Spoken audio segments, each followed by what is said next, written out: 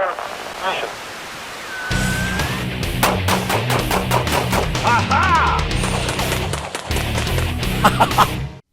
Hi, this is Joel Persinger. I'm the gun guy. Now, this is your warning right here. I'm going to bust open the Bible and talk about something I learned this morning.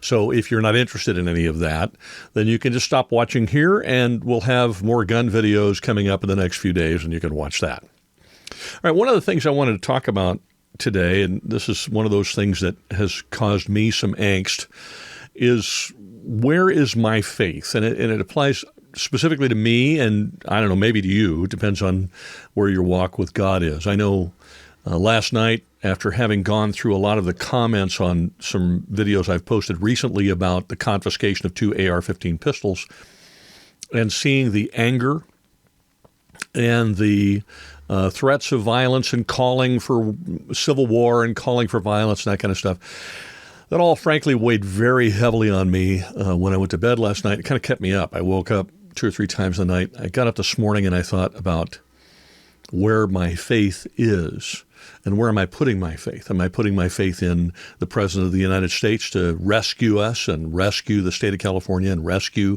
the Constitution and the Second Amendment and those things and rescue the country? Am I putting my faith in the Constitution? Am I putting my faith in my own abilities? Am I putting my faith in law enforcement? Well, obviously not. Am I putting my faith in Second Amendment organizations? Where exactly is my faith? The more I thought about that, the more I thought about scriptures I've heard many times and read many times, and read a lot in Hebrews, but at the same time, scriptures that get inserted in lessons on Sunday at church to make specific points. And here's a couple of them. This is out of Hebrews chapter 11, starting in verse 1. Now faith is being sure of what we hope for and certain of what we do not see. That's a scripture that's used a lot in various different lessons to make one point or another. And then another one in Hebrews 12. Therefore, since we are surrounded by such a great cloud of witnesses, let us throw off everything that hinders and the sin that so easily entangles, and let us run with perseverance the race marked out for us. And to give you an idea of how often those scriptures are used, you can see how I've highlighted them in my Bible. But the part I think we miss, and the part that was really encouraging for me this morning, is when I looked at the way faith is defined. And it's defined by way of example. I won't read them all, but I'll skim through some of them for you. Going back to Hebrews chapter 11 again, and where do I put my faith? Again, let's go back to what faith is. Faith is being sure of what we hope for and certain of what we do not see. This is what the ancients were commended for. By faith, we understand that the universe was formed at God's command, so that what is seen was not made out of what was visible. In other words, he made the universe essentially out of nothing. And by faith, we understand that. By faith, Abel offered God a better sacrifice than Cain did. By faith, he was commended as a righteous man when God spoke well of his offering. And by faith, he still speaks even though he is dead. By faith, Enoch was taken from this life so that he did not experience death. He could not be found because God had taken him away. For before he was taken, he was commended as one who pleased God, and without faith it is impossible to please God, because anyone who comes to him must believe that he exists and that he rewards those who earnestly seek him. By faith, Noah, when warned about things not yet seen, in holy fear built an ark to save his family. By his faith, he commended the world and became heir of the righteousness that comes by faith. By faith, Abraham, when called to go to a place he would later receive as his inheritance, obeyed and went even though he did not know where he was going. By faith, he made his home in the promised land like a stranger in a foreign country. He lived in tents, as did Isaac and Jacob and their heirs. And he goes on and on and on and lists these people who by faith throughout history have done miraculous things. He goes on to say, by faith, Moses, when he had grown up, refused to be known as the son of Pharaoh's daughter. He chose to be mistreated along with the people of God rather than enjoy the pleasures of sin for a short time. He regarded disgrace for the sake of Christ as of greater value than the treasures of Egypt, because he was looking ahead to his reward. By faith, he left Egypt, Not fearing the king's anger, he persevered because he saw him who is invisible. By faith he kept the Passover and the sprinkling of blood, so that the destroyer of the firstborn would not touch the firstborn of Israel. By faith the people passed through the Red Sea as on dry land, but when the Egyptians tried to do it, they were drowned. By faith the walls of Jericho fell after the people had marched around them for 7 days. He goes on, showing example after example after example after example of the patriarchs, the stories that we know so well of these people who are not mythical. They're not made-up stories. These are people who actually lived, and this is history that we read about, the history of these people's faith. And then he goes on in verse 32, or is it 37? I don't know. My eyes are getting old here. 37, he says, they were stoned. They were sawed in two. They were put to death by the sword. They went about in sheepskins and goatskins, destitute, persecuted, and mistreated. The world was not worthy of them. They wandered in deserts and mountains and in caves and holes in the ground. They were all commended for their faith, yet none of them received what had been promised. God had planned something better for us, so that only together with us would they be made perfect. These people all lived before the birth of Christ. They never got to see him. They died before he came. They never got to see the promise of what they were being faithful in anticipation of seeing. The faith was being certain of what they hoped for and sure of what they could not see. And then it goes on in chapter 12, verse 1, therefore, since we are surrounded by such a great cloud of witnesses, let us throw off everything that hinders and the sin that so easily entangles, and let us run with perseverance the race marked out for us. Let us fix our eyes on Jesus, the author and perfecter of our faith, who for the joy set before him endured the cross, scorning its shame, and sat down at the right hand of the throne of God. I had to ask myself this morning, what am I putting my faith in? Am I putting my faith in physical things, in the Constitution of the United States, in the President of the United States, in the politicians, in organizations?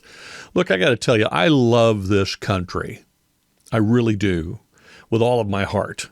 I'm a patriot. But the truth is, this country will not last. One day it'll be gone. Maybe not in my lifetime, maybe not in my kids' lifetime, maybe not in yours or your grandkids' lifetime or your great-great-grandkids, but at some point this country will fail, as all countries do. If I put my faith in this country, it's the wrong place to put my faith. I have to put my faith where it belongs, and that is with God. Here's the thing that really got me this morning and what I want to impart to you.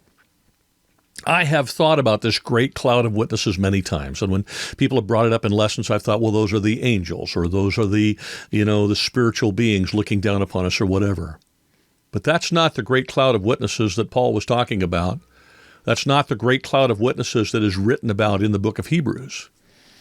That cloud of witnesses is the people who came before us. Those are our peers, the people who had faith in God, had faith in Christ, believed in him, and kind of narrowly understood what was coming. They didn't have a Bible to read. They were living it. It's their stories that are in the Bible. We have the luxury of being able to read about them. They just had to have faith along the way and learn as they went.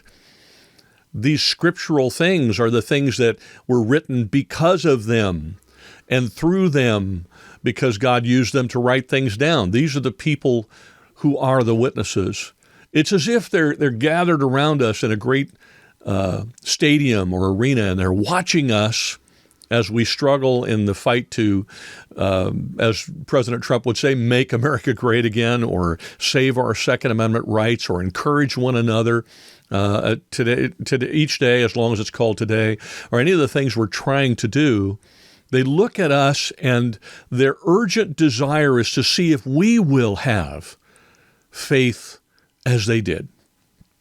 As even though we face some trials in our lives, and not nearly the trials that they face. Nobody is putting us in prison. Nobody is sawing us in two. Nobody is setting us on fire. Nobody is torturing us. And yet I can become faithless. I can get frustrated. I can get angry. I can lose my temper. I can decide that the battle is not worth fighting anymore. I can have all of those things. I can get discouraged to the point of wanting to quit because my faith is not as great as it must be, as it needs to be. And my faith sometimes is placed in the wrong place. So I urge you today, if you're frustrated with the stuff that's going on in our country, the stuff that's going on in the state of California, if you live here, or in New York or any other restrictive state, if you're frustrated with the things that law enforcement does or that the government agencies do, I want to ask you now what I had to ask myself this morning. What are you putting your faith in? Who are you putting your faith in? And if you're not putting it in the Lord, you're putting it in the wrong place. I take you back to Hebrews chapter 11 and chapter 12. Maybe you can read those in their entirety in a quiet time sometime. Put your faith back in the Lord where it belongs and take a deep breath and realize that God's kingdom is eternal, that we're living, as Francis Chan would say in his rope lesson, in the little red section of the rope, not the rest of eternity, that we should fix our eyes on Jesus, the author and perfecter of our faith. That's where our eyes should be fixed. And this other stuff, the stuff we're working on here, the Second Amendment, our firearms rights, the Constitution, the things we're doing for this country are all important here and now and for the next several generations, I hope. But eternally, what's really important is our response to the challenges, the way that we faithfully move forward. If we react and we do so in a worldly manner, if we do so in a human way, we miss the opportunity to express our faith and show our faith in the Lord during a time of difficulty. And that's something that's going to be a tragedy for us individually. I want to be looked back at. I want to be looked at by God and commended for my faith, not condemned for my lack of it. Anyway, that's my little Bible message for today. Obviously, I'm not a professional minister or anything. I'm just sharing with you my quiet time in the Bible from this morning. I hope it helps. Have a great week. Walk with God, and wherever you go, whatever you do, please be safe.